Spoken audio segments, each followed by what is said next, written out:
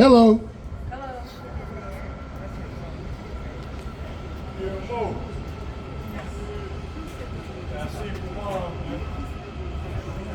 Hello.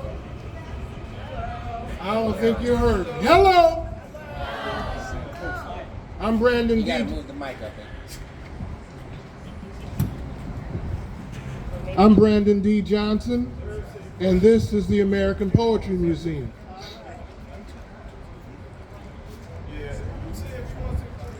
I'm going to first talk about the musicians.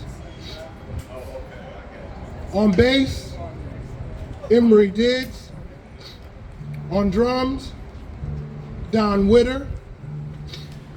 On guitar, Taimoor Saeedi. And on violin, Saeedi.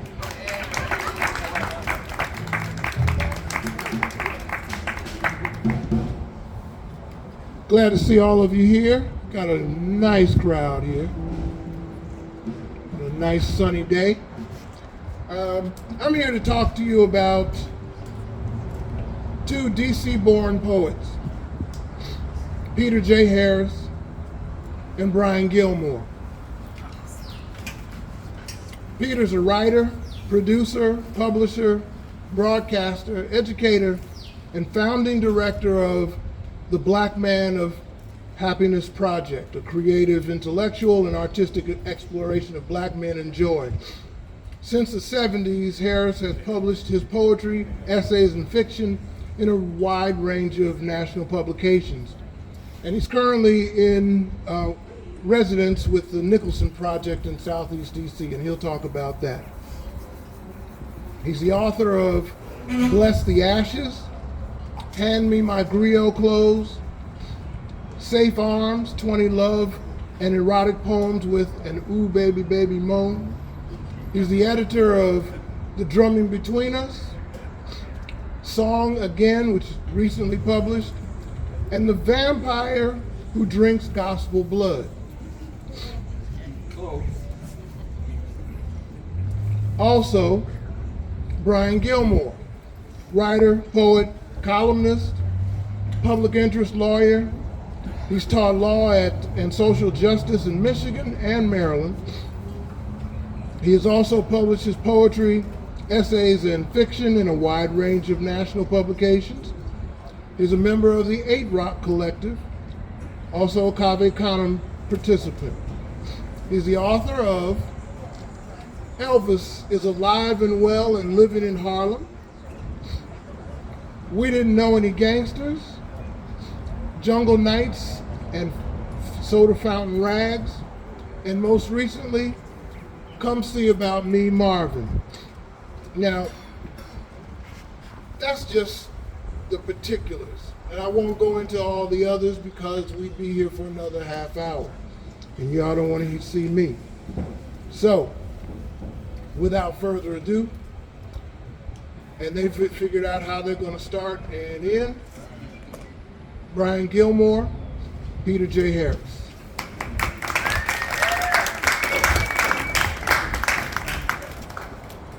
Thank you.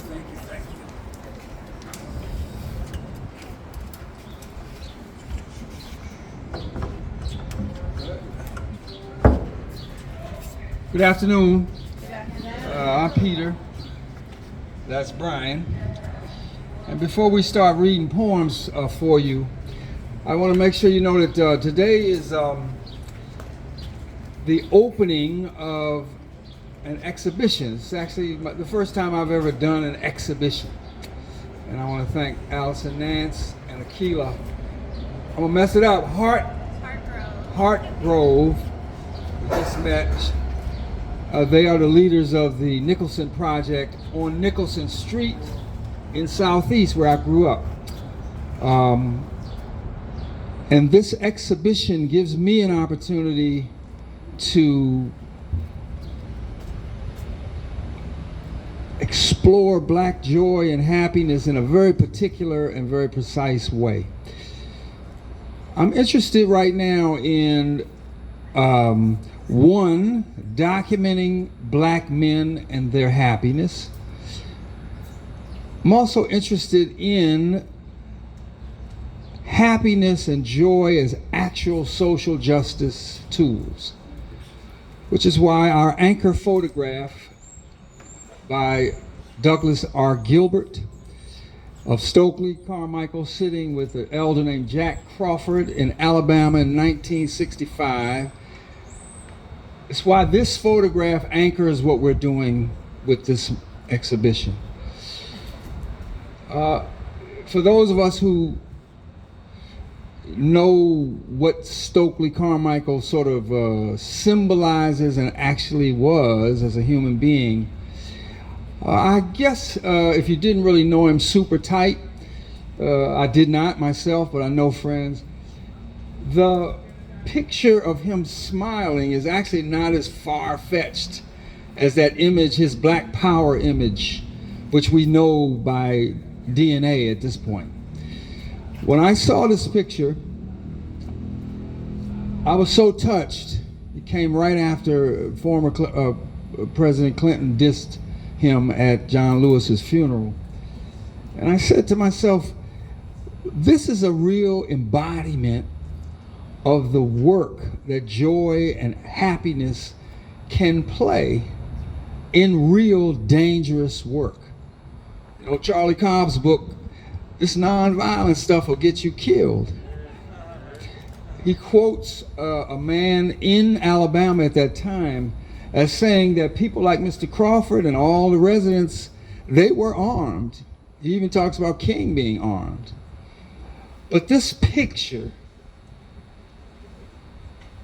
especially juxtaposed with a blow-up of the Declaration of Independence with all of its marvelous soaring language about justice and liberty, this picture for me says, whatever we're doing in our community, whatever we're doing in our society, there is room for our happiness, and that we in fact need to thread it through our work, so that when we come face to face with the Jack Crawfords in our lives, we remember to see the human being in front of us, the father, the uncle, stepfather, the grandfather, the farmer, the poet.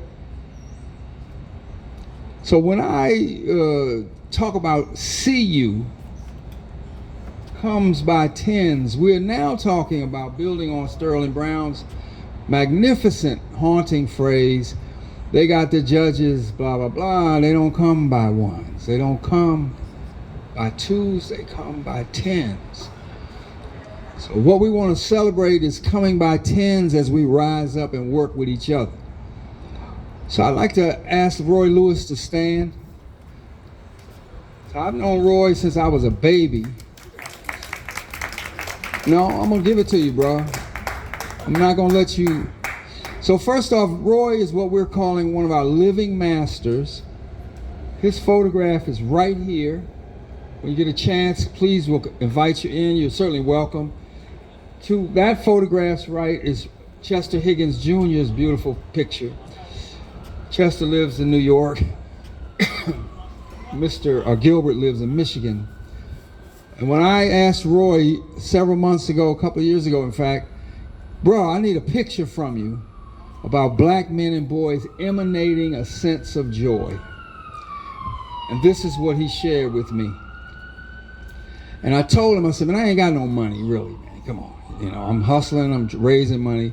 He says, but I'll let you slide, because we've been doing this a long time. And I said, but whenever we use that picture again, we will increase the budget. And I'm gonna say that because I believe in paying artists. And thank you to the museum for kicking into the Zelle for a brother today, in fact. But very seriously, Roy Lewis is an absolute living master at photography. Please, if you would, let's give it up for him. This is no joke. And I absolutely believe in praise, and I don't believe, in waiting on a eulogy. I really don't. So I wanted you to know that, yeah, we're gonna read some poems. I came to this brother's first public reading produced by this woman right here, Junette Pinckney. If you don't know her, you should know her. And we've been in conversation And the last time I read in DC was here, shoulder to shoulder with him. And it's my honor to do it again. So, what are we saying? Two things. As we finish this up, please, please come read the boards. Thanks to Allison for helping me put all this shit up. I had no idea how to do this. I didn't know how rigorous it had to be, because my shit would have been on the walls like this. So thank you, Allison. But I really want you to go eye contact with Roy's beautiful picture, with Mr. Higgins' beautiful picture, with Mr. Gilbert's beautiful picture. And I want you to see the signifying we're doing on the declaration over on the far side. I also want to say we're dedicating this to Brother Greg Tate, the late Greg Tate.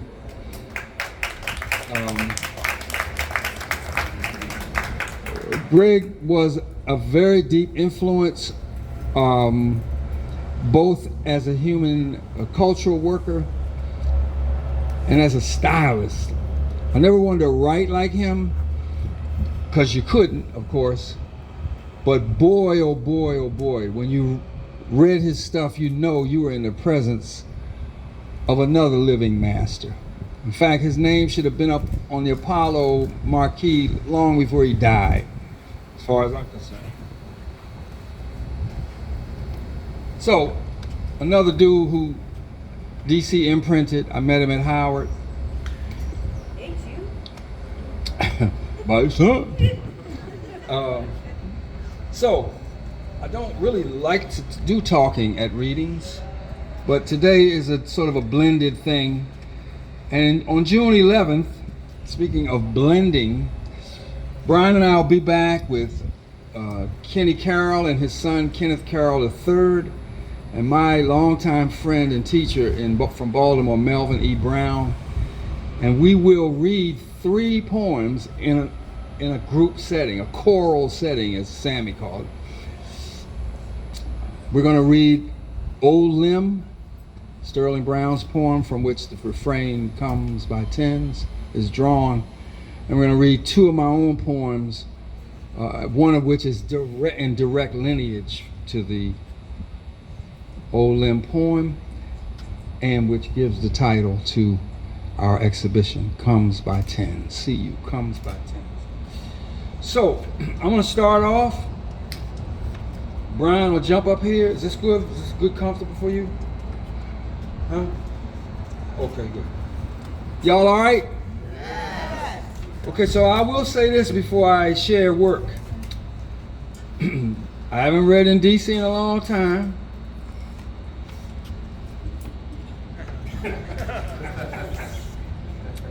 So I'm gonna do it now. He plays so beautiful, don't you agree?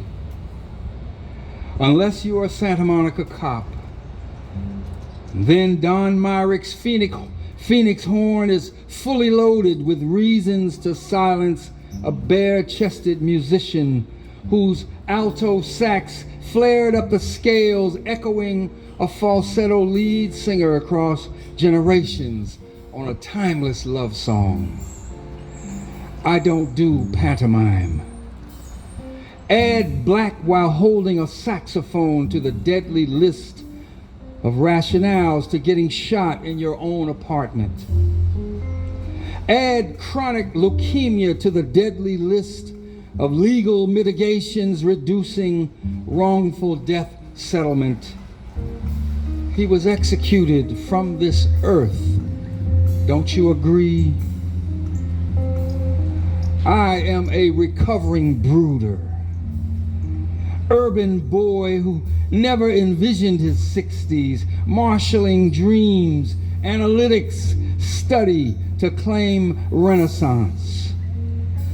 Lover of brilliance and proverbs, solitude and dance floor, seeking release from residual congestions coagulated at crux of what it is and what it could be.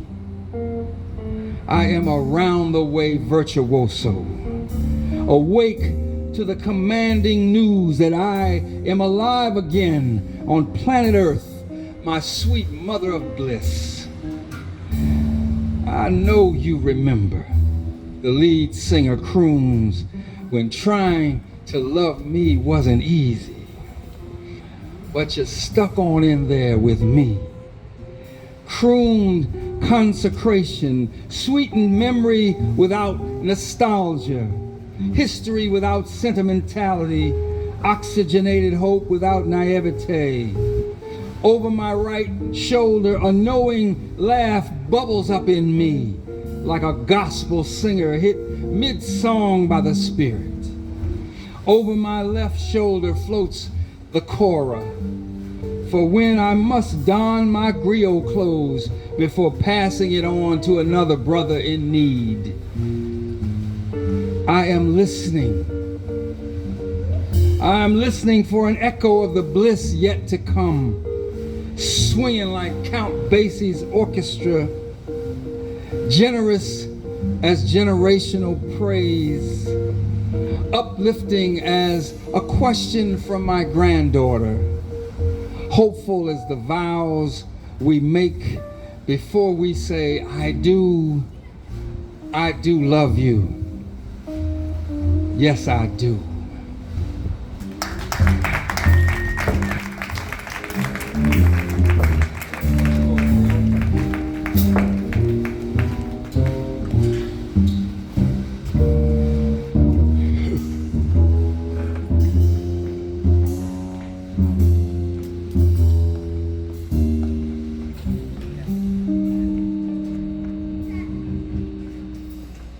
Give it up for the band. So I would be amiss if I didn't make some shout out to myself. I definitely got to shout out my man Ethelbert Miller, who I never see on these streets. and sort of footnote what Peter said, my first public reading was actually at the Ascension series Ethelbert ran. Number 92, I'll never forget that. The Reggie White reading, remember you used to wear 92. And I also got to shout out my mother in the back here.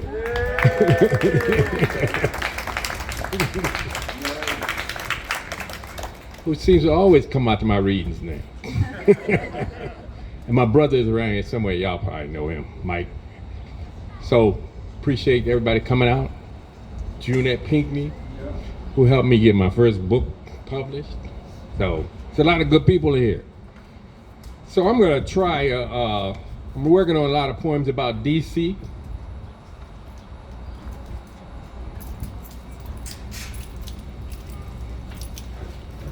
So this one is,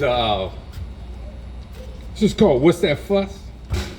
1979, from my man Donnell.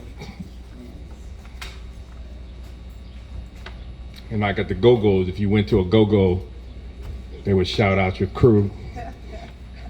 If it was us, it was the Northeast crew, right? Or Uptown crew, right?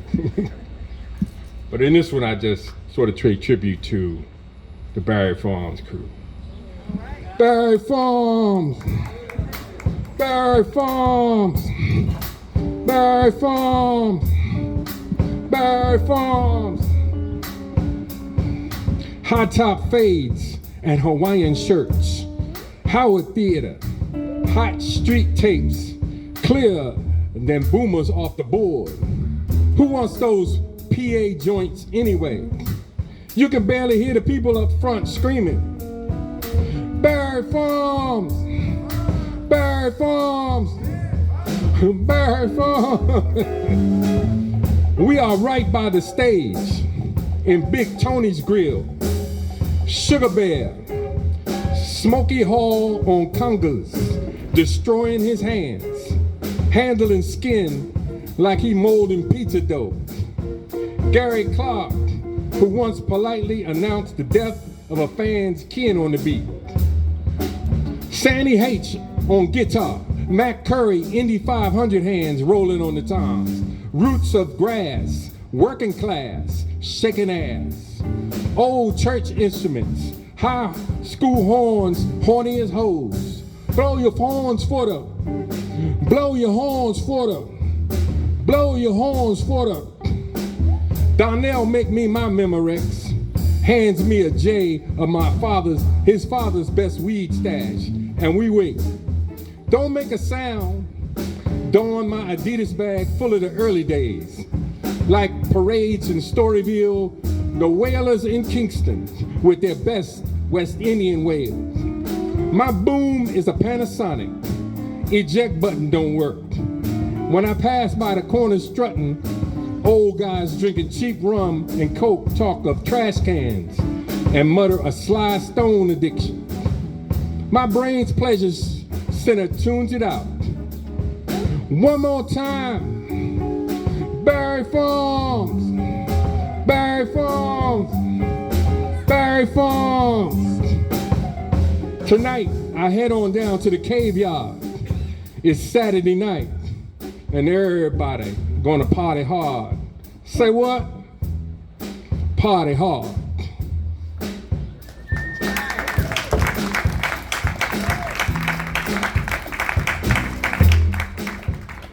Everybody. He said everybody. I ain't heard that, man. I was telling my sister, who was right over there, been my chauffeur since I've been back. Thank you, Anna. Everybody sound like me back here. When you live in Los Angeles and you say jump, don't nobody know what you're talking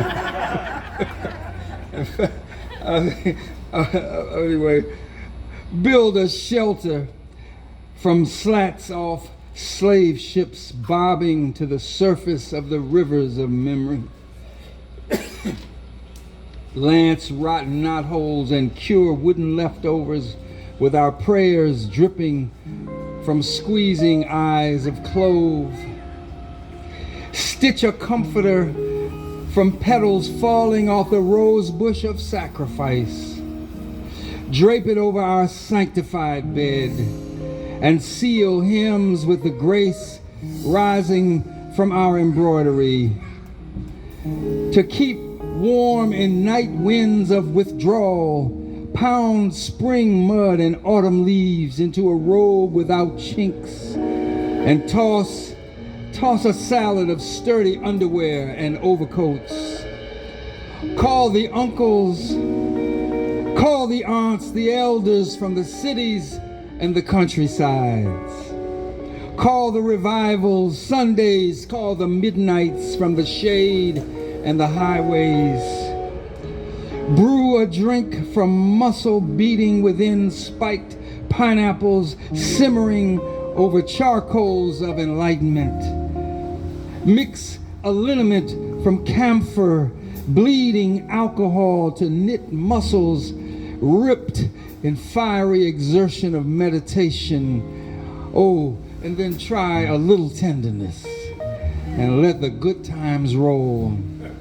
Into a panorama with a view from a room with no blues, flirting through the raised windows with cha-cha eyes, scanning the indigo skies, and we, you and me, uncles and aunts and elders, all wondering what took us so long to build this place, to stitch this comforter, to toss this salad, to brew this drink, to mix this liniment, then let the good times roll into a panorama of tenderness with a view from a room with no blues, flirting through the windows with rhythmic eyes, second sight, flying the indigo skies, clinging, praising our blueberry walk. We face our fear, haint sucking teeth, unshelve the book of sacred instructions for haunted lovers. We turn to the random chapter on a sense of ceremony, written in one take by a left-handed griot whose 3D business card shows rising sun on the front and Rasan Kirk blowing a seashell on the back. And in that chapter, it advises build a shelter from slats off slave ships bobbing to the surface of the rivers of memory, cure wood with tears from a squeezing kiss. Stitch a comforter from petals falling off the rose bush of sacrifice. Seal hymns with perfume from a sanctified kiss. Face haunted night winds with a salad of sturdy underwear and overcoats. Soften autumn leaves with spring in a flannel kiss. Call the uncles, aunts, call the elders from the cities and the countrysides. Brew a drink from tropical mussels, boiling over simmering enlightenment.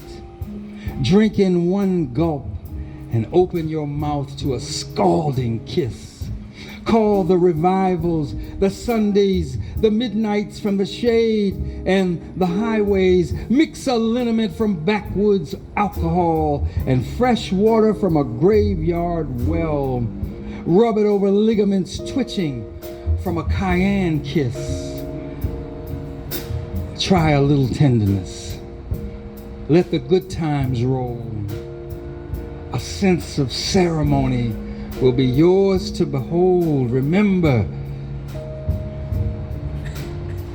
try a little tenderness and let the good times roll. A sense of ceremony will be yours to behold. Yeah.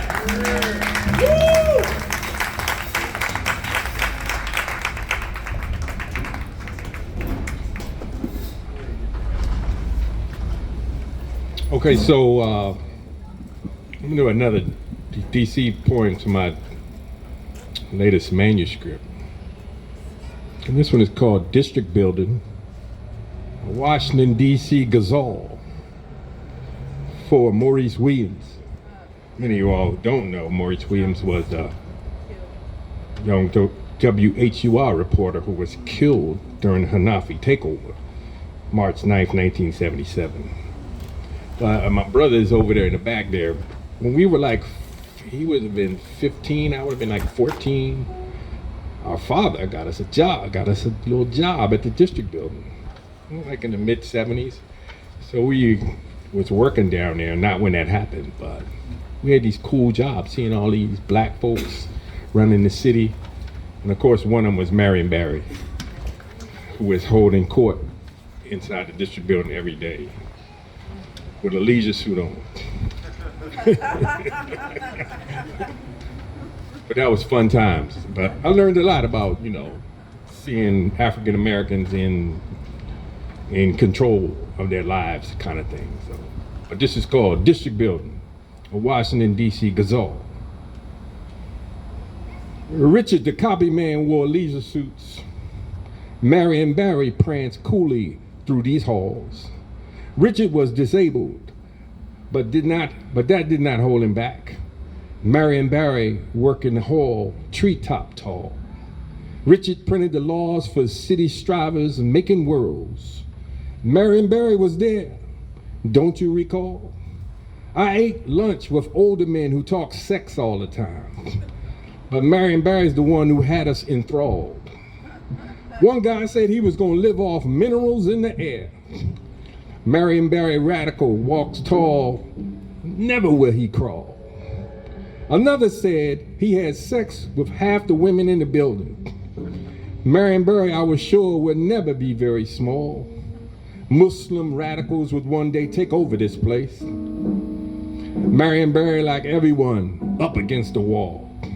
These Muslims said they know Kareem Abdul-Jabbar. Marion Barry will one day be bigger than de Gaulle. They killed a young reporter and shot a few others. Marion Barry filled with buckshot. He too took a fall. Ethelbert Miller say one day that man will be mayor. If Marion Barry wins, a king we shall install. All of this happened just steps from the Great Mall. Marion Barry, as always, ready to answer the call. Richard the copy man wore leisure suits. Marion Barry pranced coolly through these halls.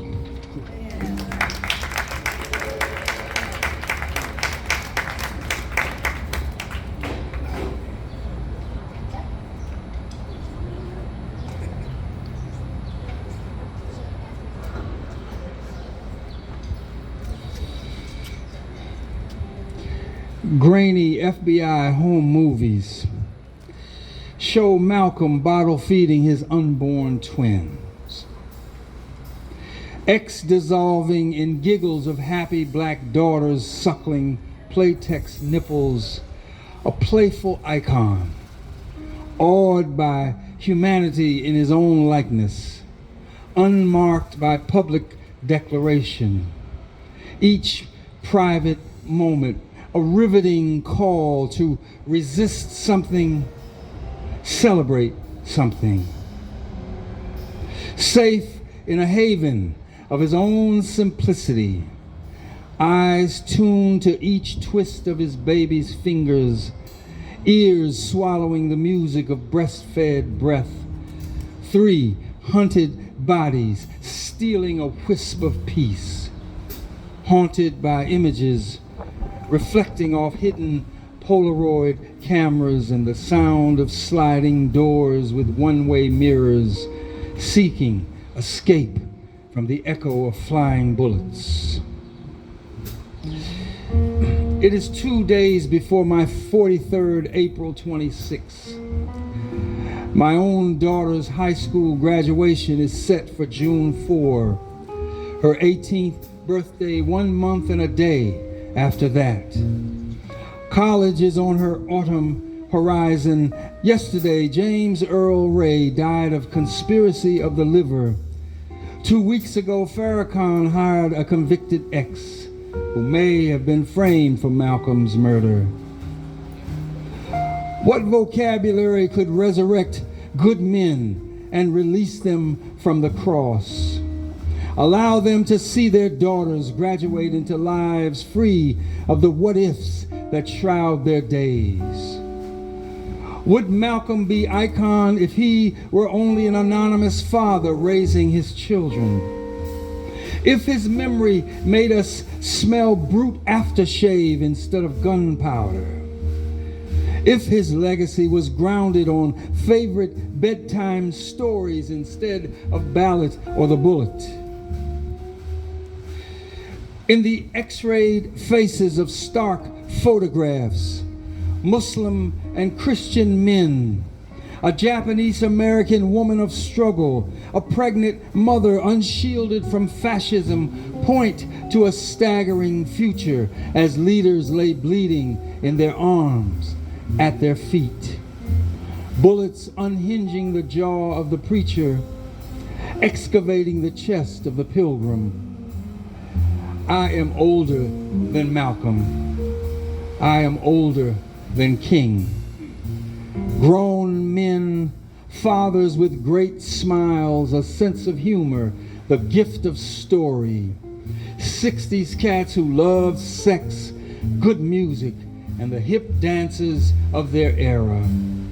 Who had style and substance enough to galvanize public concentration, who had humility and courage enough to admit mistakes, to change in the wind of good ideas, to peep what was stale in themselves. There is film hidden in a psychic safe deposit box, film shot from a camera positioned behind Malcolm's pineal gland, film developed in the light suffusing Betty's proud face. Surveillance tapes focused on orphan babies waving to daddy they have never seen. Film of a man spritzing milk on his wrist to check temperature of nourishment, called into being by the gravity of a father's love, luxuriating where X marks the spot of resistance and celebration.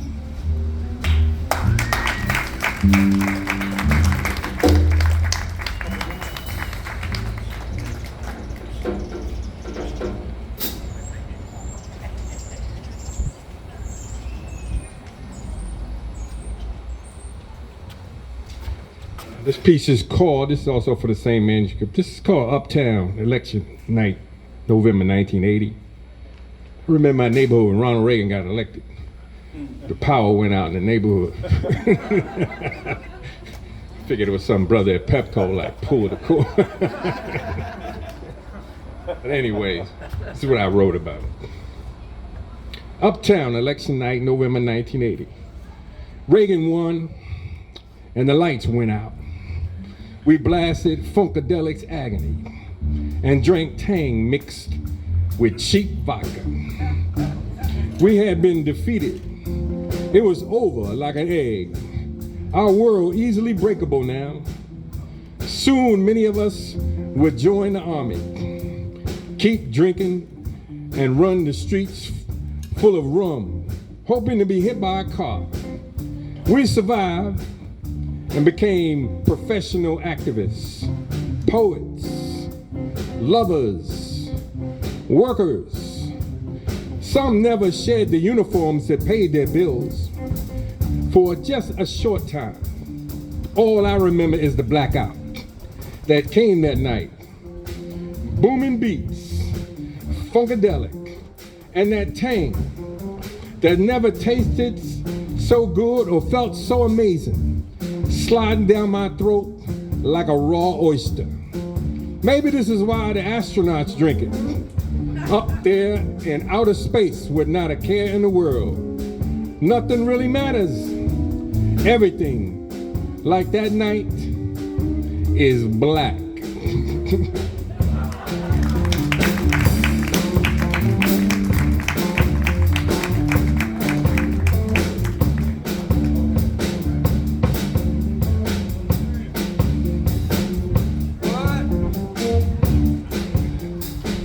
Giddy up, love. Show me power, eyes inflamed with doubt can witness. I laid children, laid family, laid women, laid money, laid time at your altar. Stood for you, stood up to you. Bleed into me with an R&B transfusion. Dress morning sky in crimson when I pray. Spread moss underneath my feet when I dance after sunset's call. Marry me, love. Be good for me. I done laid my mother at your altar. My father laid memory, laid faith. I done laid hope. Tortured myself in your name. Expressed myself without game. Help me find my rhythm beyond blues. Help me moan till I regain my sight. Giddy up, love. Giddy up. Giddy up, man. Giddy up, man. Yeah. Giddy up, man.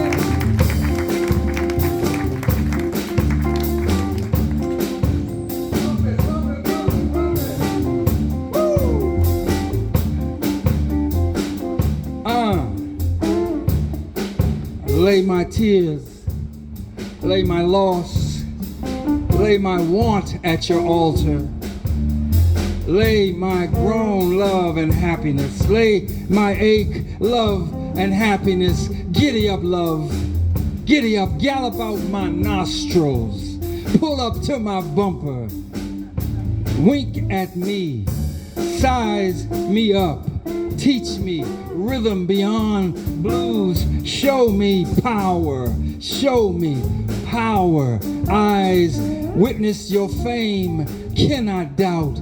Giddy up, love. Giddy up. Giddy up. Giddy up. Giddy up. Woo!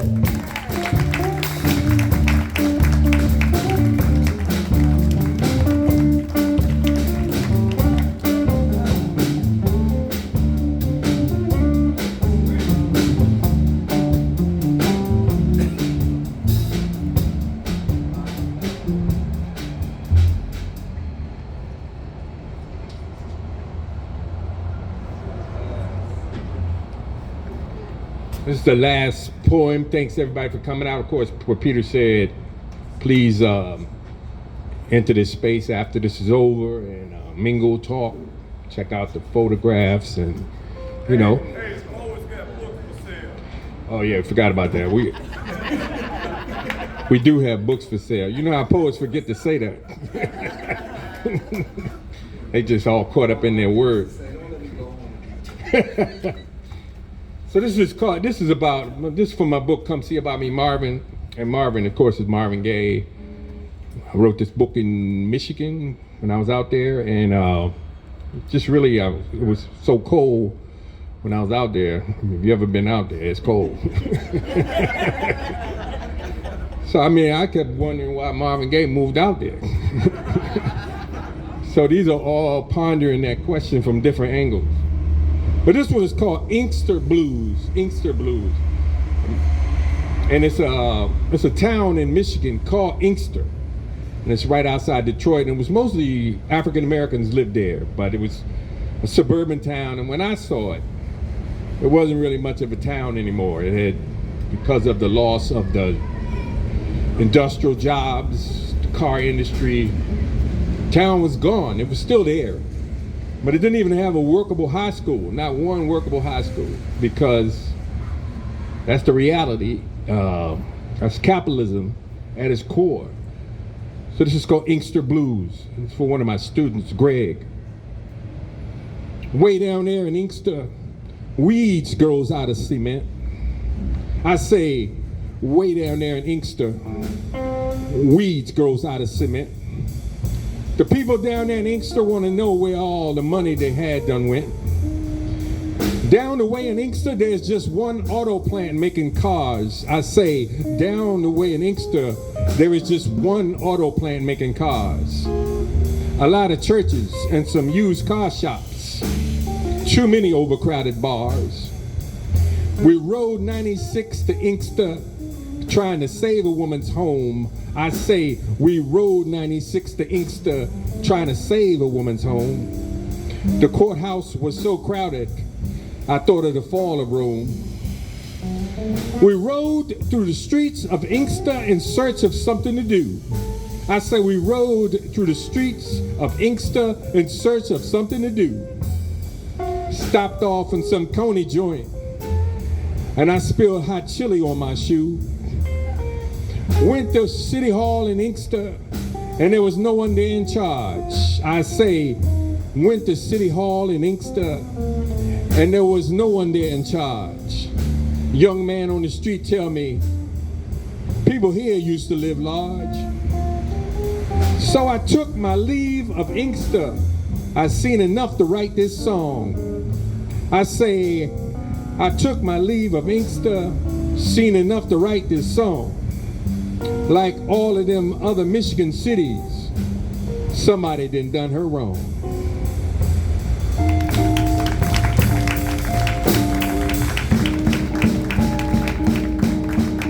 The band.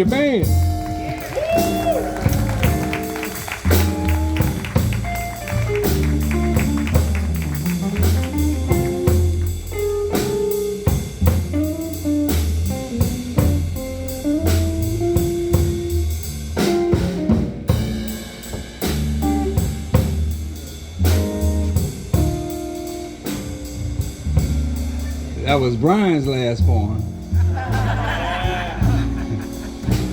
I ain't come all the way from California not to get a last word in. But also, I wanted to honor my mother. June Harris is her name. She passed away in 1984. After my first visit, my first official act as resident of Nicholson Project was to go get my library card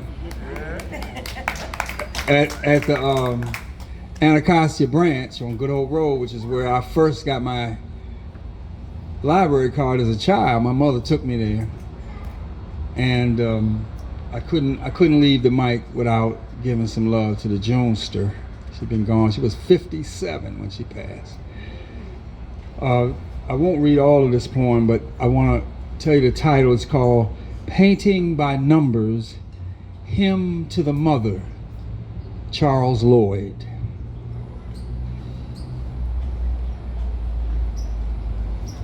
Ballerinas in a pas de deux pirouette on wall of our living room. Graceful sentinels remind us of Ma's warning. Never, ever slam front door of number 304. Parkland. where she has labored to curate serenity for a family of 5 and a museum within our 2-bedroom apartment, books multiplying to become an intimate Black History Month walkthrough, LPs hinting at my future's eclectic cultural rambles, Andre Watts at the Hollywood Bowl, John Denver, Take Me Home, Country Roads. Rachmaninoff, I learned, is not a stew. Leontine Price stuns my ear into evolution. Was that Paul Robeson climbing Jacob's ladder? Mom's subtle brushstrokes multiplied miniature blue numbers into a haunting whole. Playing grand piano by ear, backstage at Hollywood Bowl, I've taken my place after outliving my mother, my working class saint. I'm poised on the cover of my own iconic LP. Wish Ma could see through my eyes. I volunteer to pick up random trash in my hood. She don't have to remind me no more. You live here, don't you? Do not need peer pressure nor permission to make beauty. Perpetual prisoner of her compounding home training. I know the real currency of humane living is changing for the better faster. Recognizing when to play changes instead of just listening to them.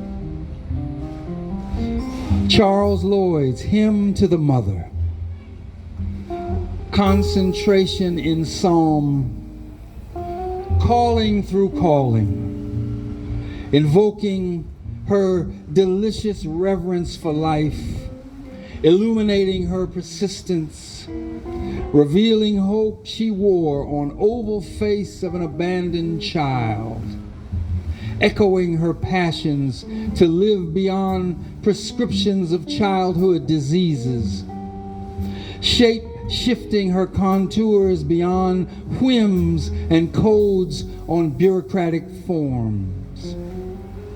Shaping invisible numbers on white cardboard. Praising her. Harvesting her with musical brushstrokes that shepherd my return to a modest 2-bedroom crib across the Anacostia River. An official orphan bookmarks another random chapter in the sacred book for haunted lovers. Transcribes lessons from a January mother with the summer name. An oracle named June, taken way, way, way too soon. I'll say it. Brian Gilmore.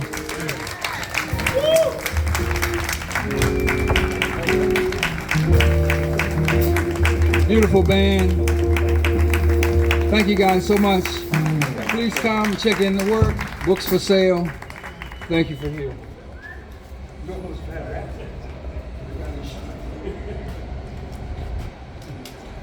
One more hand, please, for Brian Gilmore,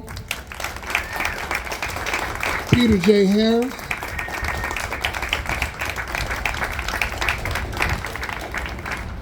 Emory Diggs on bass, Don Whitter on drums, Taimoor Saeedi on guitar. Give yourselves a hand, too. You've done a great job. It's a cultural event here. All right, got to do a little business.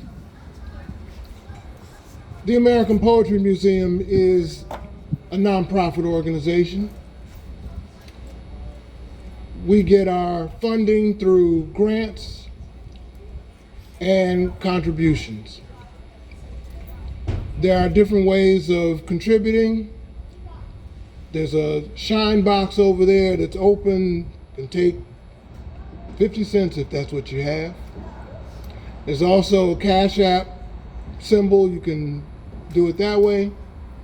Whatever way you'd like to do. We'd appreciate it. On June 11th, Peter will be back with his choral reading. On June 25th, Alexa Patrick and thank you, and Rashid Copeland. If you're thirsty, there's water in the cooler. Little words, they don't mean that much anymore.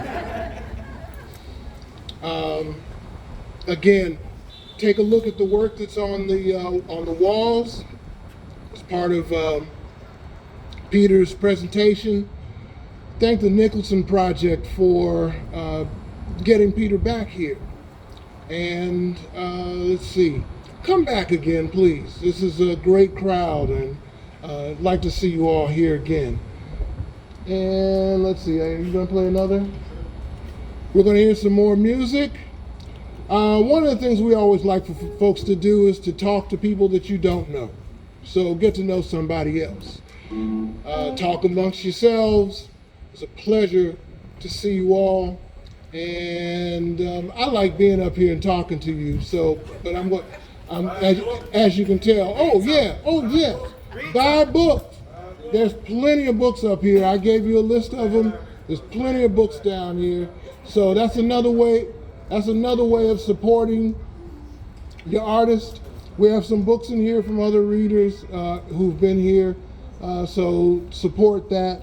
And I'm Brandon D. Johnson. And this is the American Poetry Museum.